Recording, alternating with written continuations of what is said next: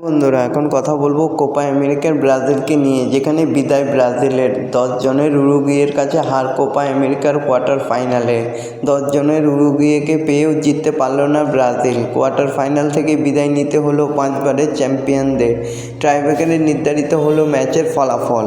তো বন্ধুরা, এরকমই সব ফুটবলের খবর জানতে হলে আমার চ্যানেলটিকে অতি শীঘ্রই লাইক, কমেন্ট, সাবস্ক্রাইব করতে ভুলো না ও বন্ধুদের মধ্যে প্রচুর পরিমাণে শেয়ার করে দাও, যাতে আমার 4000 ঘন্টা ওয়াচ টাইম খুব শীঘ্রই পূর্ণ হয়ে যায়। তো বন্ধুরা, কোপা আমেরিকায় আবারও বিদায় হয়ে গেল ব্রাজিলের। তো হাড্ডাহাড্ডি লড়াই করেছে তবে উরুগুয়ে প্রথম থেকে শেষ পর্যন্ত এতটাই লড়াই হয়ে খেলেছে যে কেউ কাউকে 1 ইঞ্চি জমিও ছাড়েনি, যার জন্য খেলা শেষ পর্যন্ত পেনাল্টিতে গিয়ে পৌঁছেছে।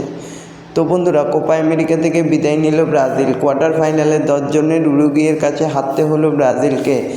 74 মিনিটের মাথায় লাল কার্ড ডেকে মাঠ ছাড়লেন উরুগুয়ের এক প্লেয়ার, তবুও গোল করতে পারল না ব্রাজিল। নির্ধারিত 90 মিনিটেও গোল করতে পারেনি কোনো দলই। টাইব্রেকারে 4-2 ব্যবধানে জিতে সেমিফাইনালে চলে গেল উরুগুয়ে।